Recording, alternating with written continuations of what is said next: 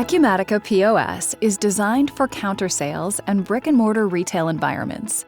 The application connects easily to retail hardware, including barcode scanners, credit card terminals, cash registers, and receipt printers. Native credit card processing capabilities enable businesses to conduct secure, compliant, and affordable flat-rate fee credit card transactions. Let's look at the functionality and usability native within Acumatica POS. We will start with the creation of a new point-of-sale order in Acumatica. Add an item by scanning its barcode, using the Quick Items button, or manually entering the item.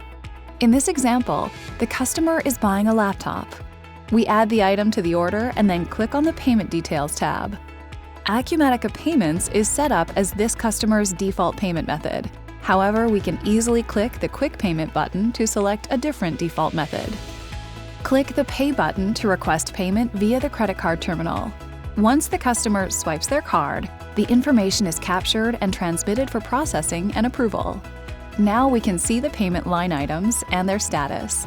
Process the order to generate a receipt and complete the transaction.